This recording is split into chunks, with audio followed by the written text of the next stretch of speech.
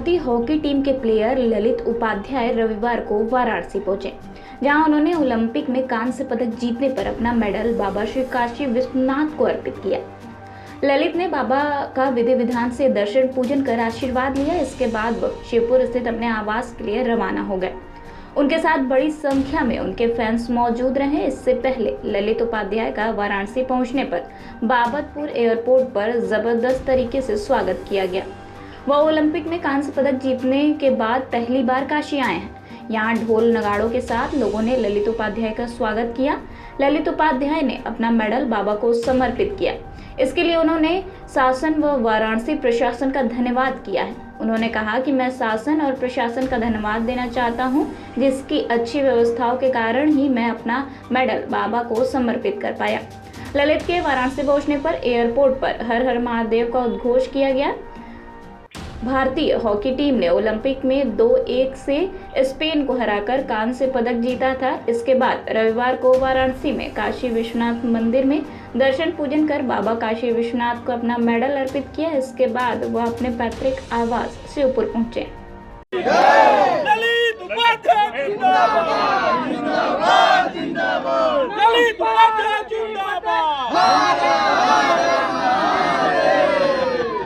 मैं घर पे आने के बाद जितने पूरे बनारस ने मुझे पूरे प्रदेश ने इतना प्यार दिया, उसके लिए मैं हमेशा रेडी रहूँगा। और सबसे खुशी की बात ये होती है कि बनारस शुरू से हॉकी के लिए जाना जाता है और हॉकी में मेडल आना, मतलब मैं आपको बताऊं कि बाबा भोलेनाथ का एक तरफ से मैं बहुत बड़ा भक्त भी हूं और ये उनकी कृपा भी मानता हूं। इसलिए मैं जब भी लास्ट टाइम भी मेडल लेके आया था तो मैं मंदिर गया था और इस बार भी आया था तो मेरी श्रद्धा थी कि मैं मान के गया था कि अगर मैं आऊँगा तुरंत मेडल मंदिर लेके जाऊँगा।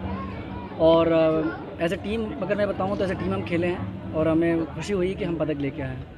बात करें ललित जी, पेरिस में जो खेल गांव है वहाँ का माहौल क्या था, खिलाड़ियों का क्या माहौल था, साथ में आपस में क्या चर्चा हर मैच के बाद होती थी? बहुत टफ इस बार आप लोगों का ग्रुप था, कैसे पूरी रणनीति आप लोगों ने बनाई थी और कैसे इस तक पहुँचे? देखिए, जब ओलंपिक खेलने जाएंगे या कोई भी मेजर टूर्नामेंट खेलने जाते हैं, जब भी आप वर्ल्ड कप हो गया या ओलंपिक्स हो गया या कॉमनवेल्थ गेम, एशियन गेम्स, तो ये बड़ा टूर्नामेंट होता है। इसमें जब भी खेलने जाएंगे आप ये कोई मत सोचिए कि वहाँ पे मुझे पूल कौन सा मिलेगा। आप जो इस चीज़ के लिए प्रिपरेशन करते रहे हैं इतना सालों से, आप उस पर ट्रस्ट रखिए। और हम लोगों का भी ये था कि जो कोचिंग स्टाफ ने हमें, मतलब जब भी मैच बाई मैच जब हम स्ट्रेटजी जो तैयार करते थे उस पर ही खेल रहे थे हम। और हमारा शुरू से मोटिव था कि हम चाहे 2-0 से जीतते रहें किसी टीम से या 2-0 से हारते भी रहें, तो अब भी हम उसी प्लान पे स्टिक रहेंगे और एज ए टीम खेलेंगे। तो उसी का रिजल्ट आया, सबसे बड़ी बात तो ये थी। ललित जी, बहुत शानदार टूर्नामेंट रहा और इसके अलावा बीते वर्षों से भारतीय हॉकी खिलाड़ी बहुत बढ़िया खेल रहे हैं, लेकिन क्या लगता है कहीं एक कसक थोड़ा रह गई कि अगर गोल्ड होता तो हमारा उत्साह, हमारा जो अचीवमेंट है और बड़ा होता? यही क्वेश्चन आप 4 साल पहले ये पूछते थे कि ओलंपिक में मेडल कब आएगा। यही क्वेश्चन पूछा जाता था कि ओलंपिक्स में मेडल कब आएगा। जब 40-41 साल बाद मेडल आया तो फिर आप लोगों ने ये नहीं पूछा था कि मतलब कैसा रहा क्या नहीं रहा। मैं यही बोलूँगा कि अब जो पहले हम लोग कहानियाँ सुनते थे, हम लोग खुद में था कि पहले हॉकी में इतने गोल्ड आए हैं, 7 गोल्ड आए हैं, 8 गोल्ड आए हैं, तो अभी हॉकी का ग्राफ नीचे क्यों जा रहा है, ऊपर क्यों जा रहा है, ऐसा अप्स डाउन क्यों हो रहा है। मैं ये बोलना चाहूँगा कि प्लेयर पहले भी खेलते थे, आज भी खेल रहे हैं।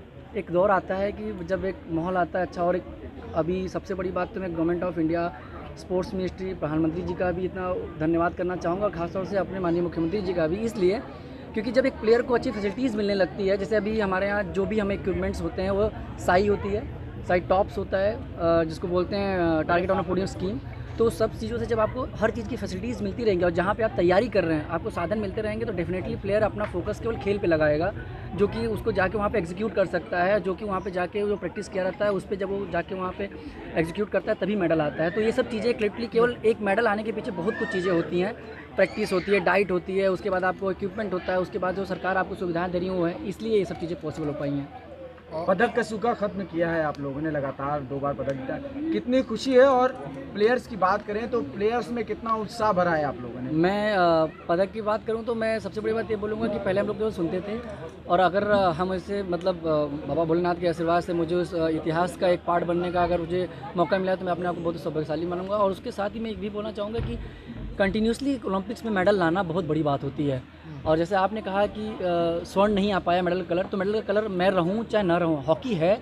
और सबसे बड़े पूरे देशवासियों को मैं धन्यवाद करना चाहूँगा कि सबने इस बार दिल खोल के हॉकी को सपोर्ट किया है, बल्कि पिछले बार से भी ज़्यादा मुझे लग रहा था कि सबकी उम्मीदें इसलिए थी, लोग सोच रहे थे क्योंकि लोगों का मैं मतलब जो एक सोच बदली है कि नहीं अब हॉकी में ओलंपिक में जाने के बाद मेडल आएगा ही आएगा, तो जो लोगों की उम्मीद थी वो हकीकत में बदली है।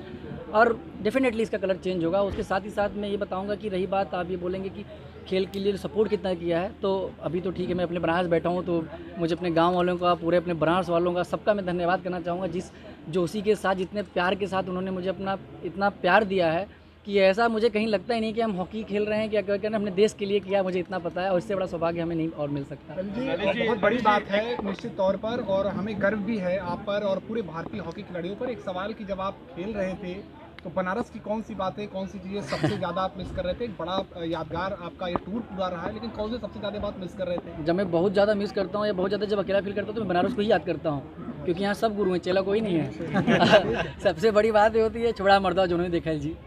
हाँ, छोड़ा मर्दा, और सब छोड़ा बाबा विश्वनाथ जी का कृपा है ना, बाबा का नाम ला सब हुई, तो इसीलिए बोलते हैं ना कि मैं क्यों आता हूँ, मंदिर जाता हूँ, क्योंकि बाबा में श्रद्धा बहुत है। सब कुछ यहीं से शुरू होता है और सब कुछ यहीं पे ख़त्म होता है। मैं बहुत बड़ी बात नहीं, मैंने इतनी जर्नी की मतलब लाइफ में बहुत कंट्रीज़ गया हूँ। मैं आज आप लोगों को एक बात बता देता हूँ इस चैनल के माध्यम से कि हम लोग जब बाहर जाते हैं तो केवल एक हमारा बनारस ही ऐसा है जहाँ पे आपको पद्मश्री, भारत रत्न, आपको अर्जुन अवार्डी, आपको ओलंपिक मेडलिस्ट, इंडिया के हर शहरों में ओलंपिक मेडलिस्ट नहीं है, आपको ये बात जान के वो होगी, हर प्रदेश में नहीं है।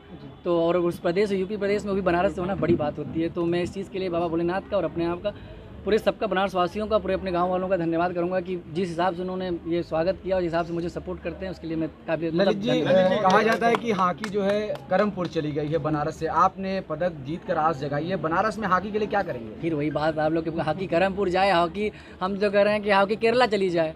मेन तो ये है ना कि हॉकी इंडिया के लिए मेडल ला रही है, तो आप ये ध्यान दीजिए कि हॉकी, कहा जाता है कि बनारस पहले नर्सरी हुआ करता था हॉकी का, बनारस नर्सरी हुआ करता था, बनारस नर्सरी है, बट लोगों का नज़रिया बदलना चाहिए, लोगों को इंटरेस्ट जताना चाहिए। हॉकी कहीं जाती है, हॉकी हमेशा कहीं से ऊपर आती है। उसी चीज़ को आप ये कह सकते हैं कि हॉकी करमपुर में और ज़्यादा ऊपर आ रही है, और मुझे खुशी इस बात की कि वहाँ पे आ रही है, वहाँ पे लोग स्टेप ले रहे हैं। मैं खुद वहाँ पे सपोर्ट करता हूँ, मैं तो जहाँ से हो सकता है मैं वहाँ पे सपोर्ट करना चाहता हूँ। हॉकी जहाँ से ऊपर आए मैं वहाँ के लिए रेडी हूँ। मैं बनारस के भी जितना हो सकता है उतना करूँ, लेकिन यहाँ के लोगों को सोच बदलनी चाहिए ना। जो पहले की लेगेसी लेके आप मत चलिए। लोग कहते हैं ना कि आप क्या थे उससे मतलब नहीं, आप वर्तमान में क्या कर रहे हैं और क्या है उससे मतलब है। आपने जो किया है उसके लिए आपको हमेशा साधुवाद है, धन्यवाद है। एक इंटरव्यू में आप दे रहे थे, उसमें इमोशनल हो रहे थे, हाँ। थोड़ा सा वो हमें बताएं। नहीं मतलब इमोशनल क्या था, मतलब हमेशा हम लोग शाहिद सर, मतलब शाहिद भाई साहब, विवेक भैया को जब भी देखते थे तो हम, मतलब मैं बॉल कीपिंग कर रहा था उस टाइम, एक चैरिटी मैच हुआ था विवेक भैया के टाइम, तो शाहिद सर थे उस टाइम, लोग थे, तो हम लोग उस टाइम बॉल कीपिंग करते थे। तो भाई हम लोग ये सोचते थे कि नाम शाहिद भर का देखिए, हम लोग उनके यहाँ तक पहुँच भी नहीं सकते। आज ठीक है, मुझे सौभाग्य मिला है कि मैं 2 बार ओलंपिक में मेडल जीतने वाली टीम का हिस्सा रहा हूँ और अपना कंट्रीब्यूशन दे रहा हूँ जितना दे सकता हूँ, लेकिन उनका नाम अलग है। और यही बात मैं आज आपको बता दूँ, हॉकी है तो उनको याद किया जा रहा है। ये बात हम लोग गेम से हैं और उन्होंने जितना कंट्री के लिए कंट्रीब्यूट किया है